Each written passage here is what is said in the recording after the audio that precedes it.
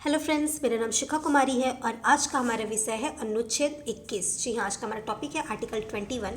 दोस्तों, यदि Indian constitution के सबसे महत्वपूर्ण आर्टिकल्स को आपको चुनने को कहा जाए तो बिना किसी शंका के आप आर्टिकल 21 को चुन सकते हैं। जी हाँ, यह एक ऐसा आर्टिकल है जिसे अब तक सबसे अधिक बार इंटरप्रेट किया जा चुका है। तो आइए आज हम आर्टिकल 21 के बारे में डिटेल से समझने का प्रयास करते हैं।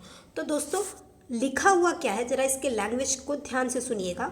ठीक है, आर्टिकल 21 की लैंग्वेज को, किसी व्यक्ति को उसके प्राण एवं दैहिक स्वतंत्रता से विधि द्वारा स्थापित प्रक्रिया के अनुसार ही वंचित किया जाएगा, अन्यथा नहीं।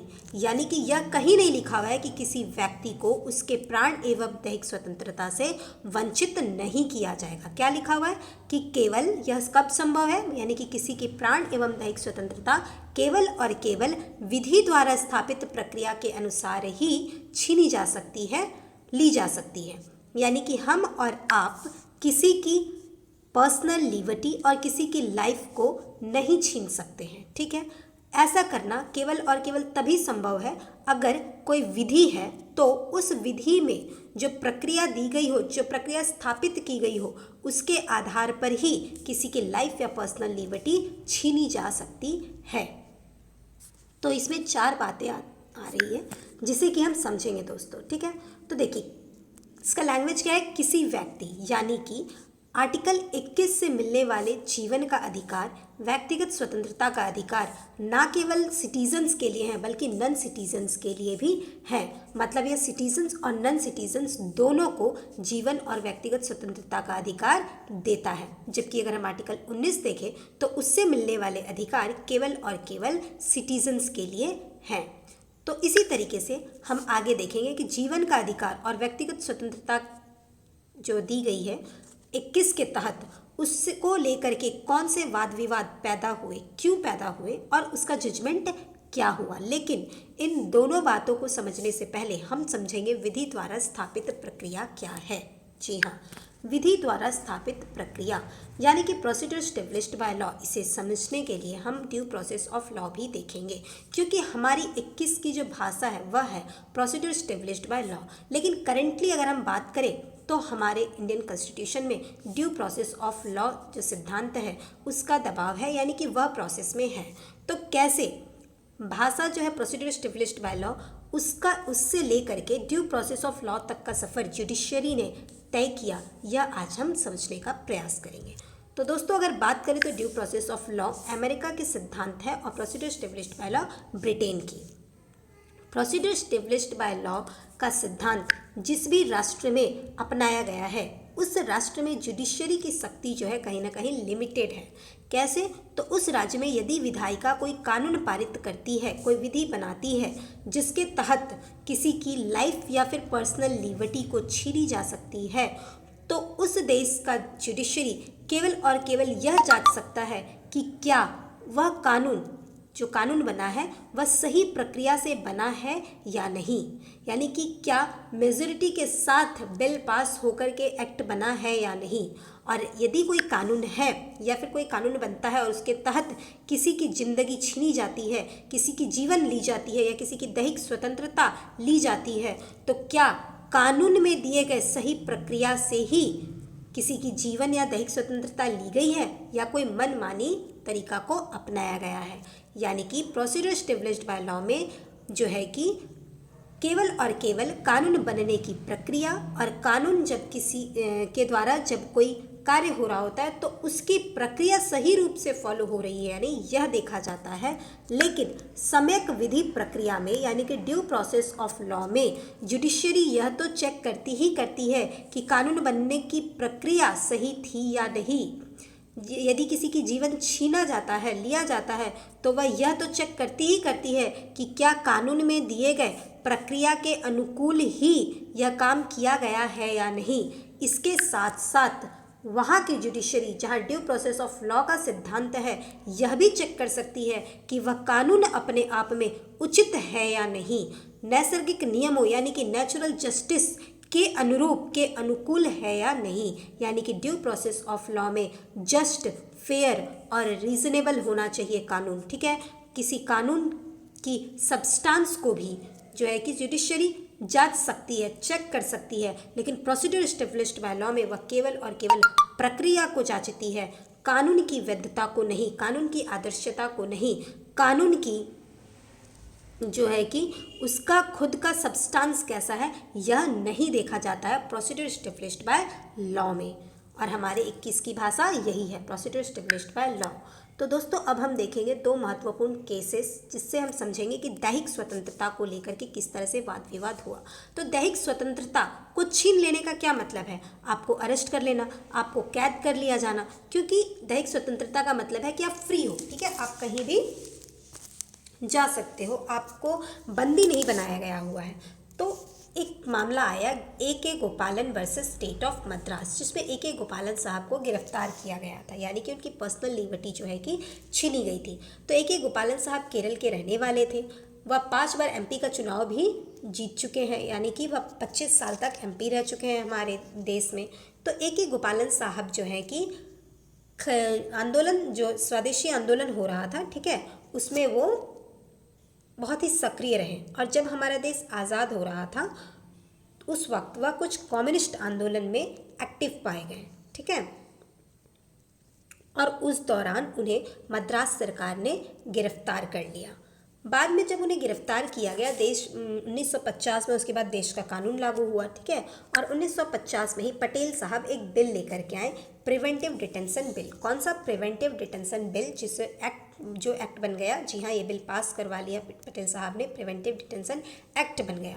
तो उस वक्त ना पटेल साहब के लिए, नेहरू जी के लिए कोई बड़ी बात नहीं थी, किसी बिल को पास करवाना, किसी चीज़ को एक्ट बनाना बहुत ही आसान था, क्योंकि पूरे जो है सत्ता उन्हीं के कंट्रोल में थी। तो यह एक्ट पास हो जाता है, और यह एक्ट पास करना अपने आप में पटेल साहब के लिए ना एक बहुत बड़ी बात थी। इसलिए नहीं क्योंकि वह पास कराना मुश्किल था, इसलिए क्योंकि वह खुद भी ऐसा चाहते नहीं थे। जी हाँ, अगर हम इतिहास देखें तो इस एक्ट का प्रयोग करके, प्रिवेंटिव डिटेंशन एक्ट का प्रयोग करके कई बार हमारे भारतीय से जो स्वाधीनता सेनानी हुए थे उन्हें जेल में ठूस दिया गया था। यानी कि जब ब्रिटिश के अधीन हमारा देश था तो इस कानून का प्रयोग करके, ठीक है, इस कानून के प्रयोग से बहुत से लोगों को लगातार जेल में ठूसा जाता था। मेनली अगर हम कहें तो बंगाल रेजोल्यूशन के समय हमने इसका दुरुपयोग देखा था, ठीक है, जिस तरीके से ब्रिटिश इसका प्रयोग करते थे वह स्थिति हमने देखी थी। तो जो भी फ्रीडम फाइटर्स थे उनकी ये मतलब सहमति थी कि वह फ्री इंडिया में, आज़ाद भारत में ऐसा कोई एक्ट नहीं रखेंगे। लेकिन जब देश आज़ाद होता है, देश के आज़ाद होने के साथ ही साथ जो सारे लोग आज़ादी की लड़ाई में एक साथ आ गए होते हैं आज़ादी के लिए, लेकिन उनके लिए आज़ादी का अर्थ अलग अलग था, तो उन सबको अपने हिस्से की चिंता होने लगती है। और हम जानते हैं कि भारत 2 भागों में बंट जाता है, भारत पाकिस्तान। साथ ही साथ हिंदू मुस्लिम के जो राइट्स हैं वो एकदम चरम सीमा पर थे, क्षेत्रवाद लगातार उबाल मार रहा था, सांप्रदायिक दंगे फैले हुए थे। तो इन सभी परिस्थितियाँ एक मतलब इस तरह का माहौल पैदा करती है कि पटेल साहब सोचते हैं कि भाई ये जो फ्रीडम हमें मिला है बहुत ही मुश्किल से मिला है, कहीं कुछ ऐसा ना हो जाए कि ये फ्रीडम ही जो है कि खतरे में पड़ जाए। तो इस सबके फ्रीडम को, देश की आज़ादी को बचाने के लिए यदि कोई ऐसी स्थितियां आए जिसमें हमें कुछ लोगों के फ्रीडम को छीनना पड़े तो हम ऐसा कर सके, ऐसा कोई प्रावधान होना चाहिए। अपने इसी विचारों के साथ वह प्रिवेंटिव डिटेंशन एक्ट को पास करवाते हैं। यानी कि इस एक्ट के तहत यदि सरकार को किसी व्यक्ति पर शंका होती है, ठीक है, कि वह कुछ ऐसी मतलब हरकतें कर सकता है, वह कुछ ऐसे काम कर सकता है, वह कुछ ऐसे एक्शंस कर सकता है जिससे कि आंदोलन भड़क सकता है, ठीक है, वह कोई सांप्रदायिक दंगे भड़का सकता है, तो उस इंसान को अरेस्ट किया जा सकता है, उस इंसान की गिरफ्तारी की जा सकती है प्रिवेंटिव डिटेंशन एक्ट के तहत। जी हाँ, यूजुअली हम सोचते हैं कि जब तक हम कुछ करेंगे नहीं हमें अरेस्ट नहीं किया जा सकता। जी नहीं, अगर हम कुछ नहीं करते हैं लेकिन हम पर यह शंका आता है, हम पे ये इल्ज़ाम आता है कि हम भविष्य में कुछ ऐसा कर सकते हैं, तो इस शंका के बेसिस पे भी हमें जो है कि अरेस्ट किया जा सकता है प्रिवेंटिव डिटेंशन एक्ट के तहत। तो जैसे ही ये एक्ट पास हुआ, मद्रास सरकार ने एक आदेश जारी किया कि A.K. गोपालन साहब की जो गिरफ्तारी है वह अब प्रिवेंटिव डिटेंशन एक्ट के तहत हो रही है। तो A.K. गोपालन साहब चुप बैठने वालों में से थे नहीं, लाजमी था कि कहीं ना कहीं खिलाफत आंदोलन से ही वह एक्टिव थे और लगातार उन्होंने आज़ादी के लिए लड़ाई लड़ी और अब जब देश आज़ाद हो गया तो उन्हें गिरफ्तार कर लिया गया। तो भाई ये आज़ादी का कैसा तोहफा मिला है हमें। तो वह क्या किए कि 13 आर्टिकल 19 और आर्टिकल 21 को आधार बनाते हुए सुप्रीम कोर्ट उनके वकील पहुंच गए कि उनके इन सभी आर्टिकल्स का हनन हो रहा है। जी हाँ, 13 की अगर बात करें तो 3 क्लॉजेज है इसमें।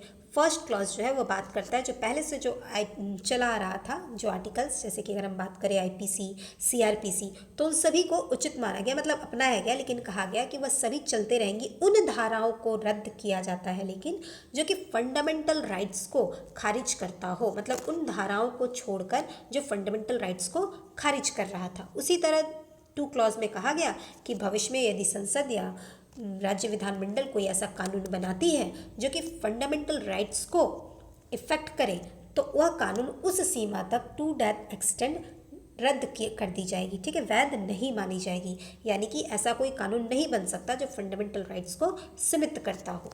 और उसी तरह 13.3 में यह बताया गया है कि लॉ के अंतर्गत क्या क्या इंक्लूड्स होता है।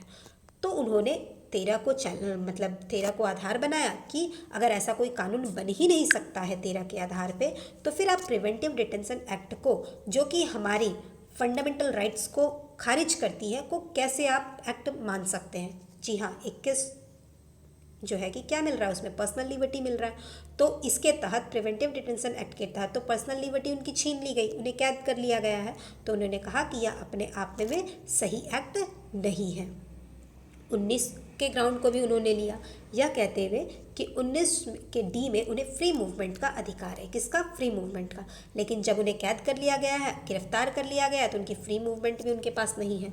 तो इस तरह से मामला सुप्रीम कोर्ट में पहुंचा और सुप्रीम कोर्ट में 6 जजेस की बेंच बैठी, जिसमें चीफ जस्टिस थे एच.जे. कानिया साहब, और 4-2 से फैसला आया। यानी कि जो फैसला आया 4 जजेस उसके पक्ष में थे और 2 जजेस का फैसला इससे इन 4 जजेस के फैसले से अलग था। ठीक है, यहाँ पर एक बात याद रखिएगा कि चीफ जस्टिस का नाम तो आपको पता होना ही चाहिए, साथ में अगर आप और जो जजेस हैं उनके बारे में भी जानें तो केस टू केस जो है कि इतिहास को समझना आसान हो जाता है।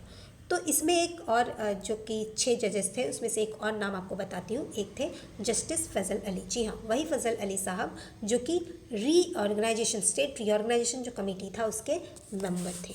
ठीक है, और सुप्रीम कोर्ट अपना फैसला सुनाती है। 1956 में जजमेंट आया। यह केस कब का है?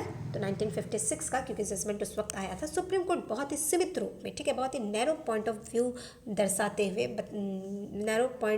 नैरो रूप से इंटरप्रेट करते हुए यह कहती है कि आर्टिकल 21 जो है वह केवल और केवल मनमानी प्रक्रिया के खिलाफ है। यानी कि अगर आपको बिना किसी एक्ट के यूं ही गिरफ्तार किया गया होता तो हम कुछ कर सकते हैं, लेकिन विधानमंडलीय प्रक्रिया के विरुद्ध नहीं है। यानी कि आपको यदि विधानमंडलीय प्रक्रिया क्या है कि वह कानून बना है और उस कानून के तहत, ठीक है, प्रिवेंटिव डिटेंशन एक्ट के तहत उन्हें गिरफ्तार किया गया है, तो सुप्रीम कोर्ट कुछ नहीं कर सकती। क्यों नहीं कर सकती? क्योंकि आर्टिकल 21 में साफ साफ लिखा गया हुआ है कि प्रोसीजर एस्टेब्लिश्ड बाय लॉ के तहत किसी की प्राण या फिर पर्सनल लिबर्टी को छीनी जा सकती है। उन्होंने कहा कि भाई हम दखल नहीं दे सकते हैं, हम यह नहीं चेक कर सकते हैं कि कानून अपने आप में उचित, अनुकूल या फिर युक्तियुक्त है या नहीं, जस्ट फेयर और रीजनेबल है या नहीं। हम सिर्फ यह चेक कर सकते हैं कि क्या सही रूप से वह कानून बनने की प्रक्रिया सही थी या नहीं। और आपको जब गिरफ्तार किया गया तो कानून में दिए गए प्रक्रिया के आधार पर ही किया गया या नहीं, जो कि सही है। आपको एक्ट के तहत और उस एक्ट में दिए गए मतलब सभी बातें जो है कि सही है, तो हम आपको फ्री नहीं कर सकते हैं। और साथ ही साथ उन्होंने यह भी कहा, सुप्रीम कोर्ट ने यह भी जजमेंट दिया कि आर्टिकल 21 जो है कि वह प्रोसीजर एस्टेब्लिश्ड बाय लॉ पर चलती है और उस पर 13 की सख्ती लागू नहीं होगी। यानी कि 13 की जो सिद्धांत है ना, 13 से जो बातें निकल कर आती है वो क्या दर्शाती है कि ड्यू प्रोसेस ऑफ लॉ। ठीक है, यानी कि 13 क्या कहता है कि उस आर्टिकल को चेक किया जा सकता है कि क्या वो फंडामेंटल राइट्स को खारिज कर रहा है या नहीं, अपने आप में वो कानून कैसा है। तो यह सिद्धांत जो है कि किस में आता है? ड्यू प्रोसेस ऑफ लॉ में आता है। तो 13 भले ही ड्यू प्रोसेस ऑफ लॉ पे, और 13 की वजह से बाकी जो भी आर्टिकल्स हैं 14, 15, उन सब पे ड्यू प्रोसेस ऑफ लॉ लागू हो सकता है, लेकिन 21 पे प्रोसीजर एस्टेब्लिश्ड बाय लॉ लागू होगा। यानी कि इसमें हम कानूनी की वैधता को, आदर्शता को नहीं जांच सकते हैं। ठीक है, और बाकी आर्टिकल्स को आर्टिकल 21 के साथ मिलाने को नहीं कहा गया। यानी कि उन्होंने एक दीवार खड़ा कर दिया आर्टिकल 21 और बाकी जो भी 14 और 19 जिस भी ग्राउंड पे केसेस जो केस आए थे उस पर कि आप इन सभी आर्टिकल्स को आर्टिकल 21 से नहीं मिला सकते हैं। लेकिन देखिए कुछ भी स्थिर नहीं है। तो इसी तरह 1978 में आया Maneka Gandhi versus union of India का केस, जिसमें मेनका गांधी जी जो है कि 1 जून 1976 को पासपोर्ट एक्ट 1967 के तहत पासपोर्ट इशू होता है, ठीक है। वह पासपोर्ट बनवाती है regional passport office new Delhi से, और कुछ समय बाद उन्हें एक लेटर जाता है कि वह 7 दिन के अंदर अपना पासपोर्ट जो है सरेंडर कर दे, जमा कर दे, क्योंकि उनका पासपोर्ट सीज किया जा रहा है। जब वह पूछती है कि किस मतलब ऐसे रीज़न पूछने का उनके हक था, रीज़न पूछने पे जवाब आता है कि 10(3)(c) के अंतर्गत पब्लिक इंटरेस्ट के बेसिस पे, ठीक है, पब्लिक इंटरेस्ट के बेसिस पे आपका जो पासपोर्ट है उसे सीज़ किया जा रहा है, आपको उसे जमा करना होगा। तो फिर यह अभी सुप्रीम कोर्ट पहुंच जाती है और सुप्रीम कोर्ट में H.J. बेक के जो है कि चीफ जस्टिस बनते हैं और 7 जजेस की बेंच बैठती है। 7-0 से फैसला आता है, यानी कि सातों के सातों जजों का फैसला एक समान रहता है। सभी जजेस जो है कि सहमत रहते हैं जो फैसला दिया जाता है उससे, एक भी जो कि फैसला रहता है वह विपक्ष में विरोध में नहीं जाता है। और दोस्तों हमने क्या देखा था कि इससे पहले के केस में यानी कि A.K. गोपालन के केस में जस्टिस फजल अली साहब थे, यहाँ पर रहते हैं उनके बेटे। जी हाँ, इस केस में उनके बेटे एज अ एसोसिएट जज इस केस का सुनवाई करते हैं, क्योंकि वह सुप्रीम कोर्ट के जज कभी रहे नहीं थे। तो एक नियम है कि यदि सुप्रीम कोर्ट में जजेस की संख्या कम है तो जो भी सुप्रीम कोर्ट के जज बनने के लिए एलिजिबल है उसे एज एसोसिएट जज किसी मामले में बुलाया जा सकता है। तो मुर्तज़ा फजल अली जो कि अली साहब के बेटे थे, उन्हें एज अ एसोसिएट जज इस केस के फैसले की सुनवाई का जो है कि मौका मिला। और फिर देखिए सुप्रीम कोर्ट ने फैसला क्या दिया। तो अपने ही पिछले फैसले को बदलते हुए सुप्रीम कोर्ट ने यह कहा कि भाई साहब देखिए, विधानमंडल द्वारा अगर कोई विधि पारित होता है, कोई कानून बनता है जिसमें विहित प्रक्रिया, ठीक है, जिसमें निहित प्रक्रिया से किसी व्यक्ति को उसके प्राण एवं दैहिक स्वतंत्रता से वंचित किया जा रहा है, तो हम उस कानून को चेक कर सकते हैं कि वह कानून अपने आप में उचित है या नहीं, अनुकूल है या नहीं, युक्तियुक्त है या नहीं। यानी कि उस केस में कहा गया था कि प्रोसीड्यूर स्टेब्लिश्ड बाय लॉ का पालन होता है, यानी कि हम कानून की वैधता को, कानून की आदर्शता को, कानून के सब्सटेंस को नहीं जांच सकते हैं। लेकिन मेनका गांधी के केस में सुप्रीम कोर्ट ने अपने फैसले में जो व्याख्या किया कि वह कानून की आदर्शता को भी, सब्सटेंस को भी चेक कर सकती है, इससे उन्होंने प्रोसीड्यूर स्टेब्लिश्ड बाय लॉ और ड्यू प्रोसेस ऑफ लॉ में कोई अंतर नहीं छोड़ा। और इसी दिन से, ठीक है, 1978 से जो है कि कहीं ना कहीं प्रोसीड्यूर स्टेब्लिश्ड बाय लॉ बस नाम मात्र शब्द बस लिखा हुआ रह गया और ड्यू प्रोसेस ऑफ लॉ जो है कि फोर्स में आ गया। और साथ ही साथ सुप्रीम कोर्ट ने जो दीवार खड़ी की थी कि 14, 19 इन सब का उल्लंघन नहीं होता है और 21 को आप उन के ग्राउंड पर अगर केस बन रहा है तो आप उस पर किसी और मौलिक आधार को मतलब जो धारा है उसको नहीं जोड़ सकते हैं। उन्होंने उस दीवार को भी तोड़ दिया और कहा कि यदि 21 के तहत कोई कानून बन रहा है, मतलब 21 का हनन हो रहा है, 21 मतलब किसी की पर्सनल लिबर्टी छीनने के लिए, किसी लाइफ छीनने के लिए अगर आप कोई कानून बनाते हैं तो आपको 14 का, 19 का ख्याल रखना पड़ेगा। आप उन आर्टिकल्स का उल्लंघन नहीं कर सकते हैं, ठीक है। यानी कि साफ जाहिर है कि इस फैसले के साथ ही प्रोसीड्यूर स्टेब्लिश्ड बाय लॉ की जगह ड्यू प्रोसेस ऑफ लॉ अस्तित्व में आ गया और इस वाद में विदेश यात्रा को भी, विदेश भ्रमण को भी मूल अधिकार के रूप में घोषित किया गया। साथ ही साथ प्राण यानी कि जीवन के अधिकार को केवल जीवन मतलब सांस लेना को नहीं कहा गया, यानी कि केवल भौतिक अस्तित्व तक ही सीमित नहीं किया गया, वरन कहा गया कि जीवन मानव गरिमा के साथ, ठीक है, जीने का अधिकार है, यानी कि प्रतिष्ठा के साथ जीने का अधिकार है। और दैहिक स्वतंत्रता के अंतर्गत आपको अपनी इच्छा अनुसार कभी भी तथा कहीं भी जाने का अधिकार है। सो दोस्तों, कभी भी कहीं भी जाने का अधिकार है का मतलब यह नहीं कि कोई लड़का है वो गर्ल्स हॉस्टल में घुस जाएगा, कहेगा देखो भाई हमें कभी भी कहीं भी जाने का अधिकार है, तो ऐसा नहीं है। या फिर हम किसी न्यूक्लियर जहाँ वेपन्स बनता है वहाँ घुस जाएंगे और कहेंगे भाई हमें कहीं भी जाने का अधिकार है तो हम घुस सकते हैं, नहीं। हर एक अधिकार के साथ कुछ रेस्ट्रिक्शंस दिए हुए हैं। तो इसी के साथ दोस्तों अब हम समझेंगे लाइफ को लेकर के कौन कौन से वाद विवाद हुए। तो दोस्तों लाइफ अपने आप में एक ऐसा शब्द जिसे हम और आप भी कभी मतलब आसानी से डिफाइन नहीं कर सकते हैं, ठीक है।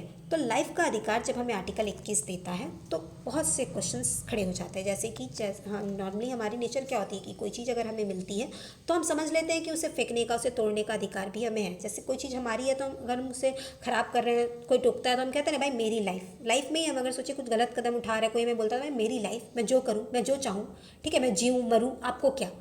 हालांकि ये जो व्यू है ना हमारा वो सही नहीं है, क्योंकि देखिए अगर आपको कोई चीज़ मिला है तो उसका दुरुपयोग आप नहीं कर सकते। तो उसी तरह से जब लाइफ मिला तो ये कहा गया कि राइट टू लाइफ में हमें राइट टू डाई का भी अधिकार है, ठीक है, हमें मरने का भी अधिकार है। तो इससे रिलेटेड जो केसेस है उसके तहत समझिएगा, ठीक है, कि किस तरीके से यह मामला बढ़ा।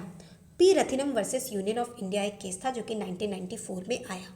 इसमें पी रथिनम साहब जो क्या हैं कि सुसाइड अटेम्प्ट करने की कोशिश करते हैं लेकिन बच जाते हैं, ठीक है।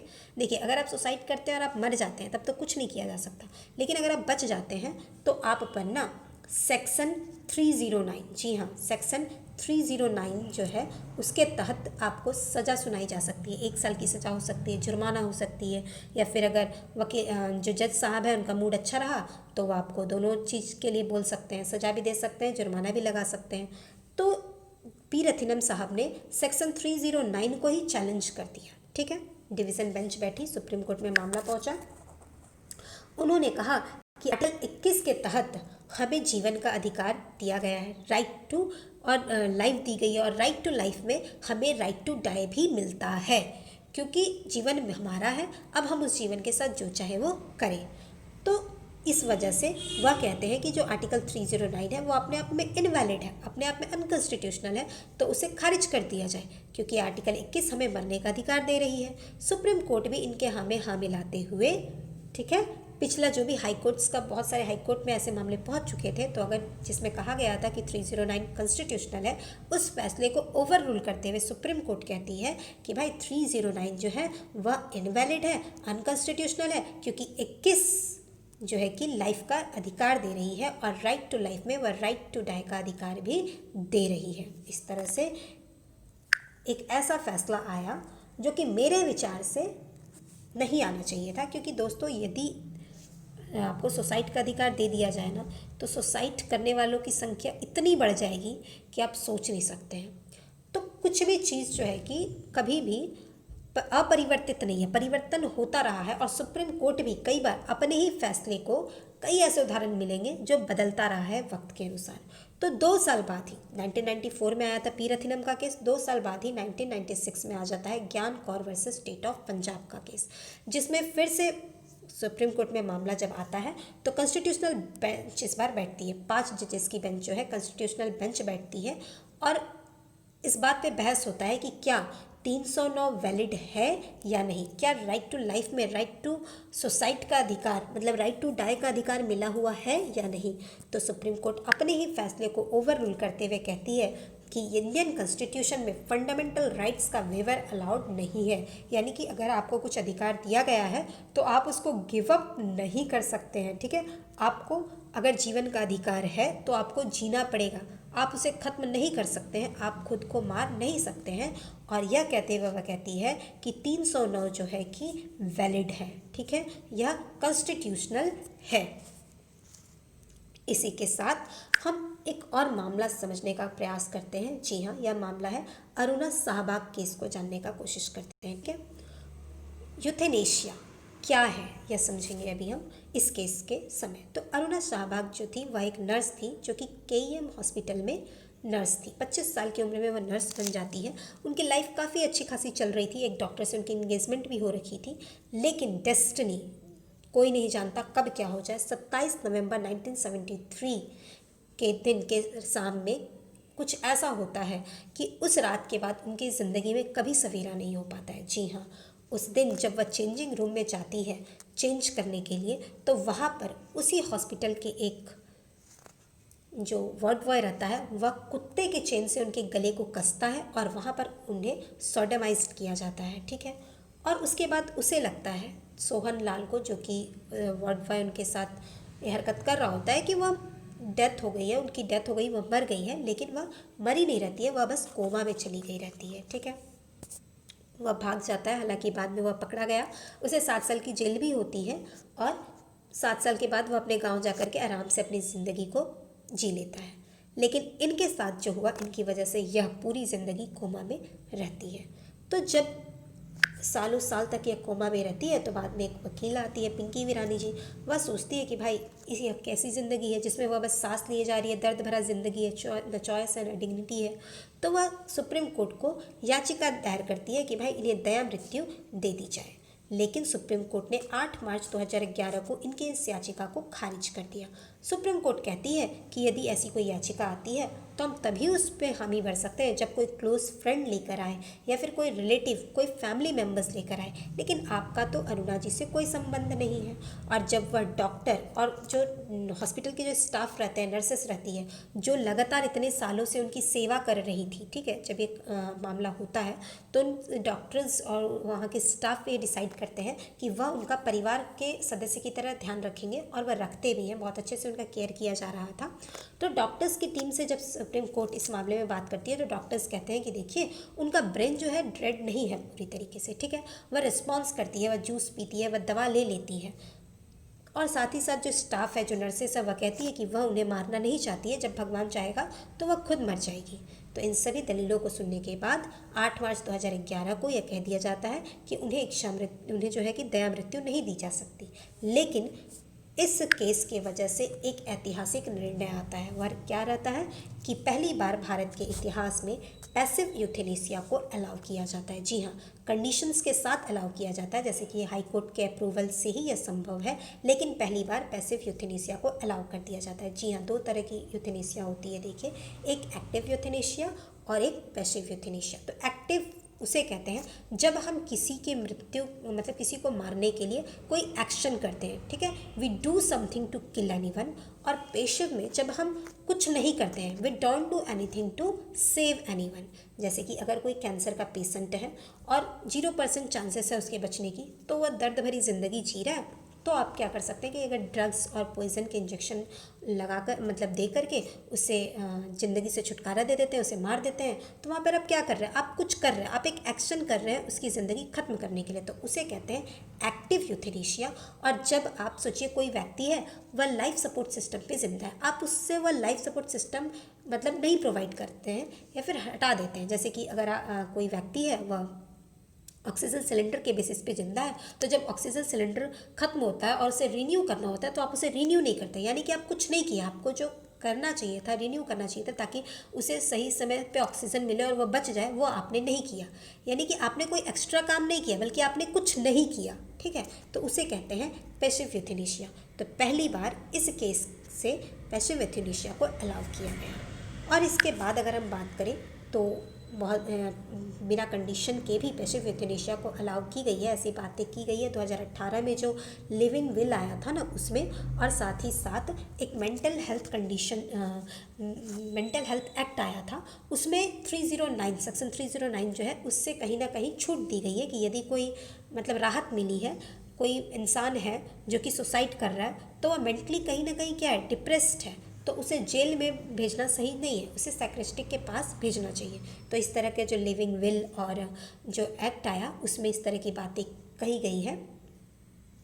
अब हम देखते हैं कि आर्टिकल 21 जो है कि आपातकाल के समय आर्टिकल 21 का क्या प्रभाव पड़ता है, आर्टिकल 21 पे क्या प्रभाव पड़ता है, यानी कि आर्टिकल 21 के साथ क्या छेड़छाड़ किया जा सकता है या नहीं किया जा सकता है।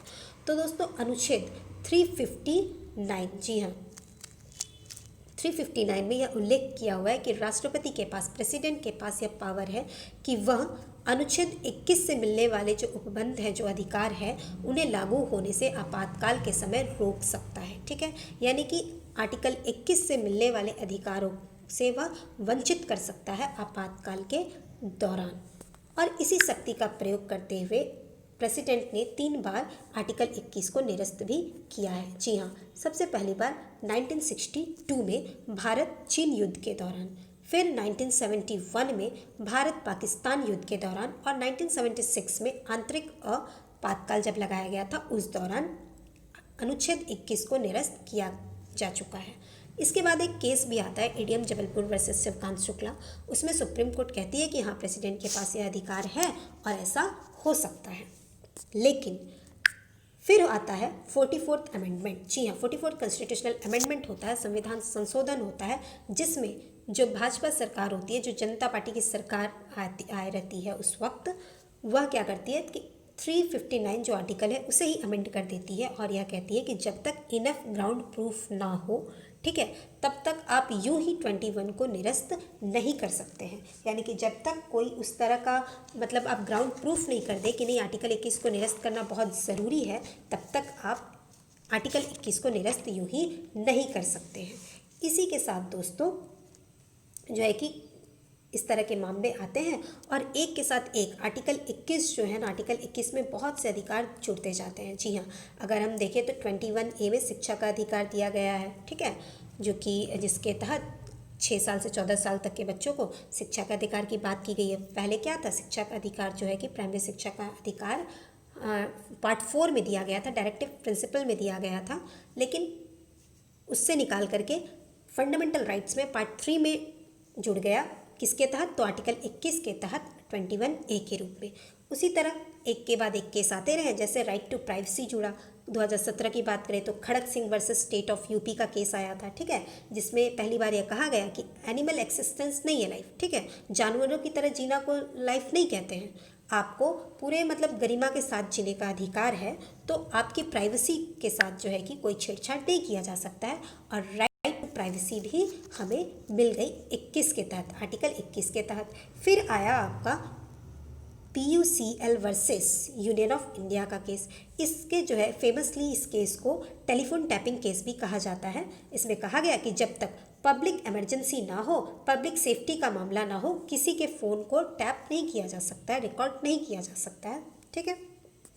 इसी के साथ राइट टू इन्वायरमेंट जुड़ा, ठीक है, बहुत से केसेस आए, जैसे कि सबसे पहला RLE के साहब जो थे वह एक नोटिस लिखते हैं, अनऑथराइज्ड माइनिंग हो रही थी उनके खिलाफ सुप्रीम कोर्ट को। उस लेटर को जो सुप्रीम कोर्ट है वो रिट पिटिशन की तरह देखती है। इसी की तरह बहुत सारे केस आते हैं, MC Mehta case, T Damodar Rao case, और जो हमारा है कि राइट टू इन्वायरमेंट भी, यानी कि right to live in healthy environment, right to get pollution free water, air, ये सभी जो अधिकार हैं एक एक करके केस आते गए और आर्टिकल 21 के तहत अनेक आर्टिकल जुड़ते गए और ऐसे करके धीरे धीरे इतने सारे आर्टिकल जुड़ते गए ना। Right to information, right to sleep, जी हाँ, मतलब सोने का अधिकार भी हमें आर्टिकल 21 जो है कि राइट टू लाइफ के अंतर्गत, राइट टू पर्सनल लिबर्टी के अंदर हमें मिली हुई है। तो सोचिए ये एक आर्टिकल है जिसके तहत हमें इतने सारे अधिकार मिले हुए हैं कि इस आर्टिकल को अम्ब्रेला आर्टिकल भी, अम्ब्रेला राइट्स भी कहा गया, क्योंकि एक या दो नहीं अनेक राइट्स हमें इस आर्टिकल से मिले। ड्राइंग उतना अच्छा नहीं है, ठीक है, तो ये अम्ब्रेला जैसा दिख नहीं रहा है, लेकिन मैं आपको समझा रही हूँ तो समझ जाइए कि अम्ब्रेला राइट भी कहा गया आर्टिकल 21 को, क्योंकि इसमें बहुत सारे अधिकार हमें मिले हुए हैं। तो इसी के साथ आज का हमारा यह टॉपिक यही समाप्त होता है। उम्मीद है आपको बहुत सी चीज़ें जानने को, सीखने का मौका मिला होगा। तो प्लीज़ मुझे सपोर्ट कीजिए, मेरे चैनल को लाइक, शेयर और सब्सक्राइब कीजिए। धन्यवाद।